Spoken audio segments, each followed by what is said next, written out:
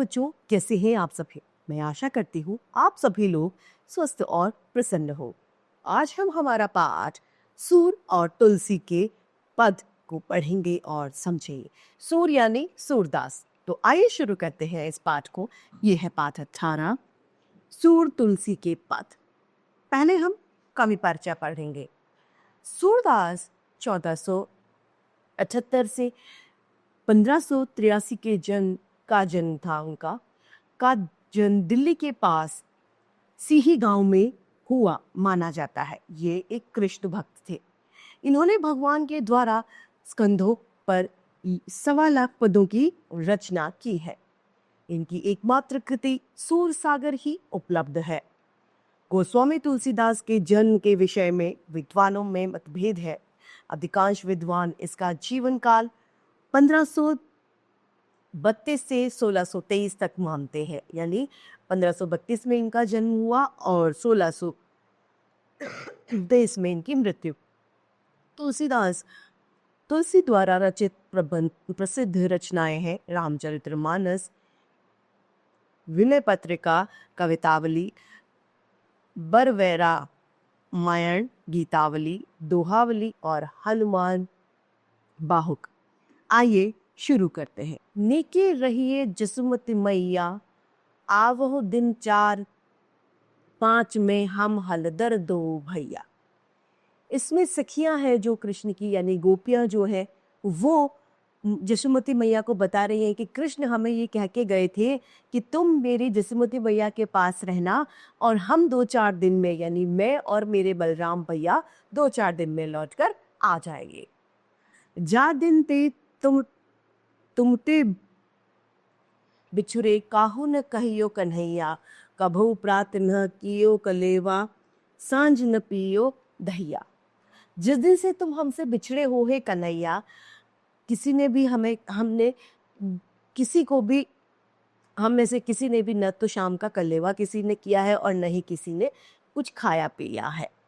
न सुबह तुम हमें दिखाई दिए हो, न ही हमें शाम को। बंसी धेनु संभारी राखिए और अबेर सवेरो, मतिले जाए चुराए राधिका कुछ खिलौने मेरो। गोपियों ने भगवान श्री कृष्ण की जो बंसी है वो संभाल के रखी है और राधिका से खिलौने चुराने की शिकायत सखियां कर रही है। आगे कह रहे हैं, कहियो जाए नंद लाला सो, निटप निठुर जी कीन्हो, सूर श्याम पहुँचन मधुपरी, बहुरी संदेश न ले लो। गोपियां नंद बाबा से जाके एक शिकायत कर रही हैं और कह रही है कि हे नंद बाबा, कृष्ण यानी हमारे कान्हा जो है वो किस तरीके के हैं। जब वो वहां पहुंच गए तो उन्होंने जाकर हमारा किसी तरीके का हाल पूछना भी उचित नहीं समझा। उन्होंने किसी तरीके का कोई संदेश हमें नहीं दिया। अगला है, गोस्वामी तुलसीदास को राम भक्त के रूप में ही जाना जाता है। उन्होंने राम की बाल लीलाओं पर अनेक पद लिखे हैं। यह कम ही लोगों को मालूम है कि उन्होंने कृष्ण लीला पर भी काव्य रचना की है, यानी ये कृष्ण लीला पर भी उन्होंने काव्य रचना कर चुके हैं। आइए इन पदों को पढ़ते हैं और समझ। गोस्वामी तुलसीदास को राम भक्त के रूप में भी जाना जाता है। उन्होंने राम की बाल लीलाओं के अनेक पद लिखे हैं। यह कम ही लोगों को मालूम है कि उन्होंने श्री कृष्ण लीला पर भी काव्य रचना की है। आइए इन पदों को पढ़कर जानते हैं। माता ले उछंग गोविंद मुख, बार बार निखरे, पुलकित तनु आनंद, घन छन मन हर्षे। माता यानी हमारी भगवान श्री कृष्ण की माता। उन्होंने भगवान श्री कृष्ण को जब गोदी में उठाया है, अपने हाथ से अपने गोदी में लिया है, तो वे बहुत प्रसन्न हो जाती है। उनका रोम रोम खुश हो जाता है, पुलकित हो जाता है और उनका मन पूर्णतया से हर्षा जाता है। वो बार बार अपने बेटे के चेहरे को देखकर उसको प्यार लुटाती है, उस पर बलाएं लुटाती है।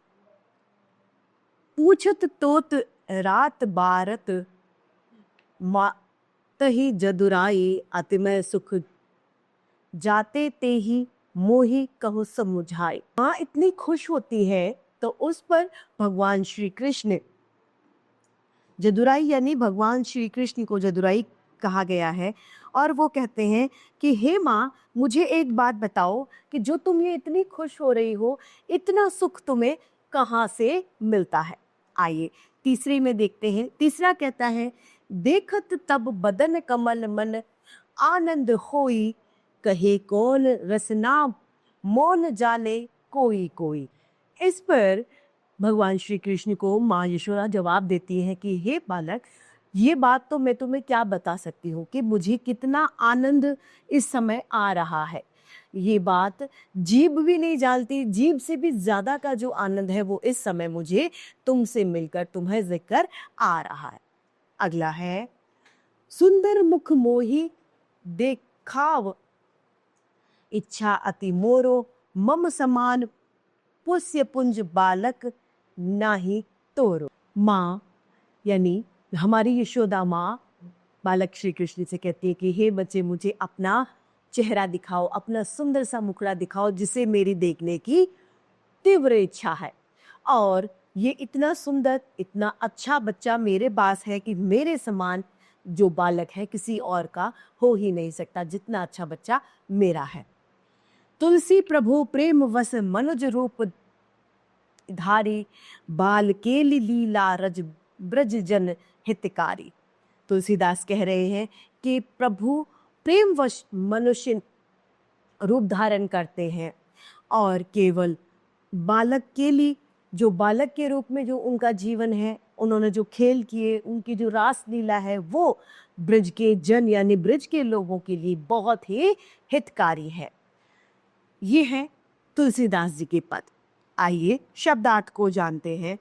निके यानी अच्छा, कलेवा अर्थात सुबह का नाश्ता, धैया यानी गाय का दूध, निठुर अर्थात निष्ठुर, कठोर,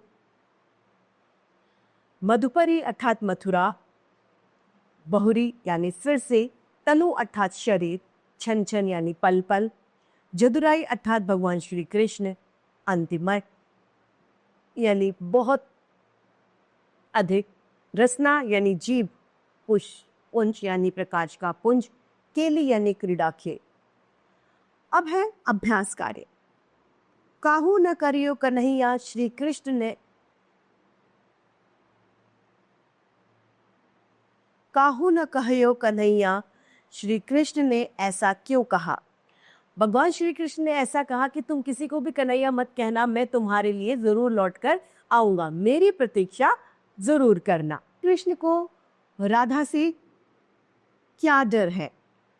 श्री कृष्ण को राधा से यह डर है कि वो कहीं उनके साथ ही ना चल पड़े या उनके वियोग में परेशान बहुत ज्यादा ना हो जाए। माता प्रसन्न क्यों है? उनकी खुशी किस प्रकार की है? माता अपने बच्चे को देखकर बहुत प्रसन्न है और उनकी जो खुशी है वो मातृत्व संबंधित खुशी है। वाणी क्या कहने में असमर्थ है?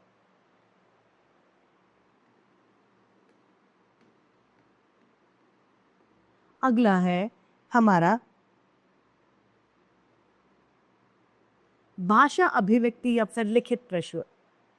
श्री कृष्ण माँ को क्या संदेश देना चाहते हैं?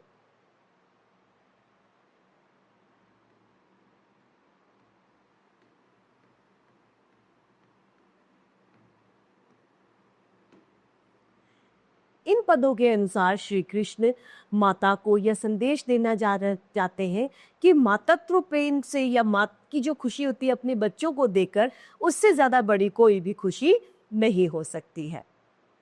श्री कृष्ण माता से किन किन वस्तुओं को संभालने को कह रहे हैं? श्री कृष्ण माता से उनके खिलौने, बंसी आदि को संभालने के लिए कह रहे हैं। श्री कृष्ण को मथुरा में रहना क्यों खटक रहा है? श्री कृष्ण को मथुरा में रहना इसीलिए खटक रहा था क्योंकि बार बार कंस के अत्याचारों और सभी चीज़ों से उन्हें असुरक्षा का माहौल लग रहा था कि मेरे जो ग्रामीण वासी हैं वो असुरक्षित है, इसीलिए उनको मथुरा में रहना खटक रहा था। श्री कृष्ण नंद बाबा को क्या सूचना दिलवाना चाहते हैं? श्री कृष्ण नंद बाबा को यह सूचना दिलवाना चाहते हैं कि नंद बाबा, भगवान श्री कृष्ण ने किसी तरीके का कोई संदेश वहां से नहीं भेजा है। कभी कृष्ण के मनुष्य रूप धारण करने का क्या कारण मानते हैं? कवि मनुष्य रूप धारण करने के पीछे भगवान श्री कृष्ण का यह कारण मानते हैं कि उन्होंने मनुष्य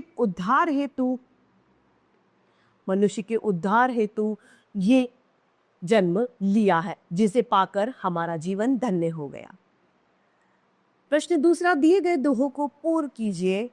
कर बंसा और मोरे, बंसी बेनु संभारिए रखियो और अबेर सबेरो, मति ले जाए चुराए राधिका कछुक खिलौनो मेरो।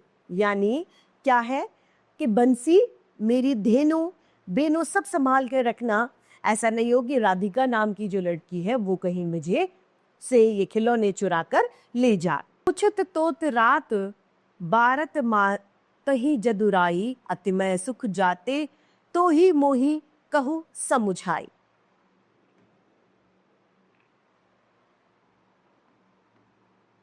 तीसरा, दिए गए अर्थ के पदों पर पंक्तियां छाट कर लिखिए। कृष्ण का कमल जैसा सुंदर मुख है जो मन को अत्यधिक आनंद देता है। उसकी सुंदरता का वर्णन करने में जीव मौन हो जाती है। ये है मातले उछंग पुलकित तनु आनंद घन छन मन हर्षे। मतलब जो पुलकित है, आपका चेहरा देखकर इतने ज्यादा प्रसन्नताएं हो रही हैं। अब है बहुविकल्पीय प्रश्न।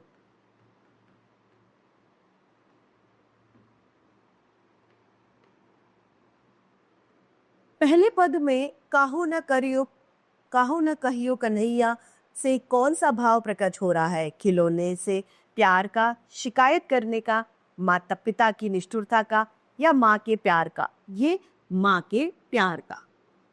लीला रस का अर्थ है गीत भजन, गाय चराना, कृष्ण के अद्भुत कार्य, या बांसुरी बजाना।